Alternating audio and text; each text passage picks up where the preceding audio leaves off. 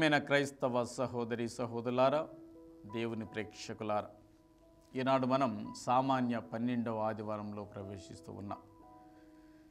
ఈనాడు మొదటి పట్టణం యోబు గ్రంథాన్ని పరిశీలించినట్లయితే యోబు గ్రంథం 38వ అధ్యాయము 1వ వచనం మరియు 8 నుండి 11 వచనాలు మనం పరిశీలించినట్లయితే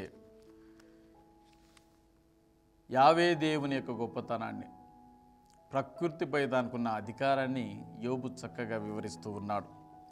భూగర్భం నుండి సముద్రం ఉద్భవించినప్పుడు దానిని కవాడాలతో బంధించినది ఎవరని, సాగరం మీద మేఘములను కప్పి దానిని పొగమంచుతో నింపినది ఎవరని, కడలికి ఎలలు నిర్ణయించి అది నేను గీచిన గీటు దాటకుండా చేసినది ఎవరని, ఈ విధంగా మేఘం గురించి, సముద్రంలో అలల గురించి, ప్రకృతి గురించి యోబు గారు చక్కగా వివరించాడు. సర్వం దేవుని ఆధీనంలో ఉంటుందని, దేవుడు నియంత్రిస్తాడని, దేవుని అధికారంకి లోనై ఉంటుంది ప్రకృతి అంతా కూడా యోబు గారు ఈనాడు మనకు తెలియజేస్తూ ఉన్నాడు. మనం రెండో పట్టణాన్ని పరిశీలించినట్లయితే పౌలు మహర్షి రాసిన కొరింథీయులకు రాసిన 2వ లేఖ 5వ అధ్యాయము 14 నుంచి 17 వచనంలో, ఎవడైనా క్రీస్తు నందు ఉన్నాడలా అతడు నూతన సృష్టి అని, పాతది గతించునని, వాడు కొత్తవాడుగా కొత్త సృష్టిగా మారునని పౌలు మహర్షి తెలియజేస్తూ ఉన్నాడు. అనగా క్రీస్తు నందు ఎవరైతే జీవిస్తారో వారందరూ కూడా నవనూతనమైన జీవితంలో ప్రవేశిస్తారంట, మరో మనిషిగా మారుతారంట, కొత్త జీవితాన్ని ప్రారంభిస్తారంట.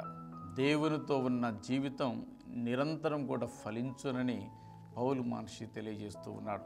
కనుక క్రీస్తుతో ఉండి క్రీస్తుతో కలిసి జీవించాలని, ఆయనతో మనం ఎల్లప్పుడూ కూడా వాసం చేయాలని, ఫలించాలని, ఫలభరితం కావాలని పౌలు మహర్షి మనందరినీ కూడా ఆహ్వానిస్తూ ఉన్నాడు.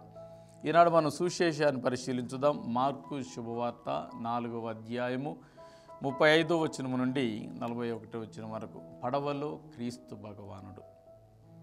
ఆయన పొద్దటి నుండి వేకువ జాము నుండి సాయంకాలం వరకు, రాత్రి వరకు కూడా ఆయన దేవుని యొక్క పనిలో, ప్రేషిత కార్యములో నిమగ్నమై ఉన్నాడు. ప్రజలు తండోపతండాలుగా యేసుని అనుసరిస్తూ ఉన్నారు. ఆయన కొంత పని కూడా విశ్రాంతి లేకుండా దేవుని రాజ్యం కోసం శ్రమిస్తూ ఉన్నాడు. మాత్రం ప్రశాంతంగా నిద్రపోతూ ఉన్నాడు. ఆ అలలు కానీ, ఆ తుఫాను కానీ, ఆ పడవ కానీ, అక్కడున్న పరిస్థితులు కానీ, శిష్యుల కేకలు కానీ ఏవి కూడా, ఎక్స్టర్నల్ ఇష్యూస్ ఏది కూడా ఆయన డిస్టర్బ్ చేయలేదు. ప్రశాంతంగా ఆయన నిద్రిస్తూ ఉన్నట్టుగా మార్కు గారు మనకు తెలియజేస్తూ ఉన్నారు. అప్పుడు శిష్యులే కలవరపడుతూ, భయపడుతూ ఆయనని తట్టి లేపడం జరిగింది. లేపి ఆయన్ని ప్రశ్నిస్తూ ఉన్నారు.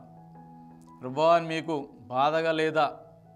మీరు చింతించడం లేదా? ఈ పడవ మునిగేటట్టు ఉంది, మనను మరణించేటట్టు ఉంది, మీరే నిద్రపోతున్నారని ఆయన ప్రశ్నించినప్పుడు వెంటనే ఆయన సముద్రాన్ని గద్దించినప్పుడు తుఫాను శాంతించెను.